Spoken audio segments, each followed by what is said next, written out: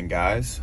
Happy day after 4th of July. And I was thinking, getting into the truck this morning, I was like, we used the baby rod, catch 3 bass yesterday on the CE dock. Thing is a legend. And I got to thinking, I really like trying to catch some bass on stuff you normally wouldn't be going out of your way to catch bass on. So what if we tried to catch a bass on a cane pole?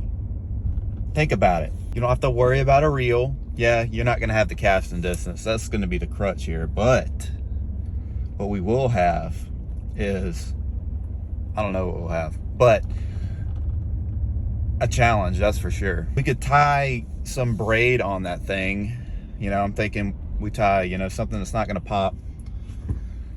The rod's definitely not going to break. They got so much, flexibility in them that we won't really have to worry about that. So yeah, let's give it a shot. I've got some brim busters at the house, so and I already have some 50-pound braid. All I have to do is just tie on some 50-pound braid on the cane poles. I don't know what I'm going to use as bait, Texas rig or jig, one of those. So let's give it a shot. It should be fun. Maybe we'll catch a bass on a cane pole. That might be the new thing. Sometimes whenever you're bank fishing like I do, you get the bite closer to the bank anyway. So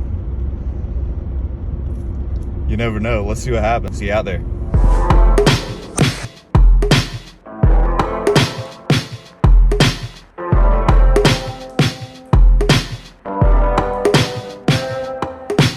Well, guys, here it is, guys. My latest creation. This is the one and only 13-foot light, medium heavy rod in the world. And that's right, it's got a quantum on it. Frankenstein quantum rod.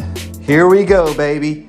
It says Black Widow. Maybe I should just mark this out and say the Frankenrod. Well, here it is, guys. I don't know what's gonna happen. Talked about it this morning.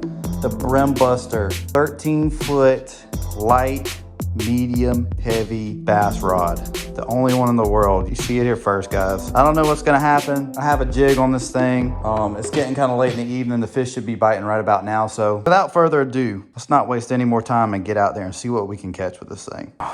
Well, guys, we went from the smallest rod in the world to the biggest rod in the world. Call that what you want. There's no flipping this inside the house. Shoot, I can't even open the door.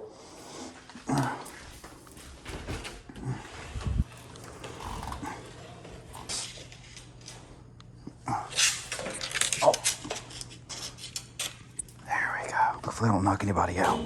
Oh, Houston, we have a problem. It's okay, everything is fine. Just act normal. I really didn't think this out that hard. I just kind of went for it. I was gonna put braid on this thing, but you know what? I already had a reel with 20-pound tests and figured, yeah, that's probably good enough. I'll tell you what, all of my neighbors are gonna think I'm just absolute lunatic. The only problem I see happening with this is the tape coming loose from the reel. That's the only way I had to mount it. Man, I tell you what, if I get a fish on this, I don't know how I'm gonna cast this thing. It might just launch the bait all the way across the lake, to be honest. 13 foot, it's gonna be like a catapult. Dude, these poor fish. I've thrown everything in the book at them, even stuff that's not even in the book. All right, first cast on the, what am I gonna call this thing? I don't know, freaking catapult. Oh, it kind of casts like a regular rod. I can't even feel the bait, dude. Oh, this is not going to be good. If I catch a fish on this, it's going to be a miracle. Oh, yeah, there we go. Tell you what, it's not half bad. I mean, if all you have is a reel and a brim buster, you could make it work. One thing's for sure, definitely can't feel what you're doing. And these people are definitely looking at me like I'm crazy now. Just taking it to a whole nother level.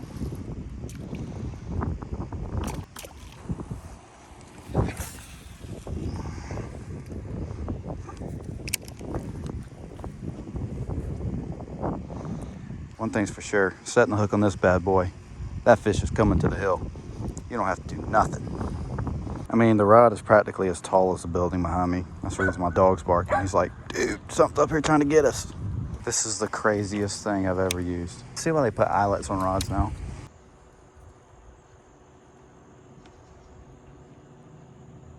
Let's be honest, guys, this setup sucks. If I catch a bass on it, it's gonna be pretty cool. This guy over here across is looking at me. He's got a regular rod.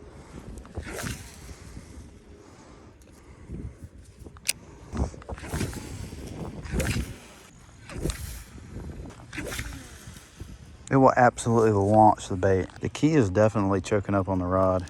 There's definitely a technique to fishing this thing. You want to keep that line tight when you're reeling in, tight as possible, to keep that line from wrapping around. Let's be honest, guys, this thing sucks.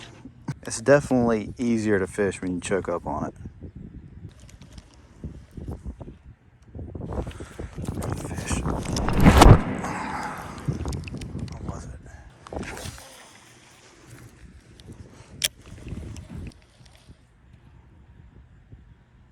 There's a fish. Got it. Oh, I can't reel. I just gotta break him to the hilt.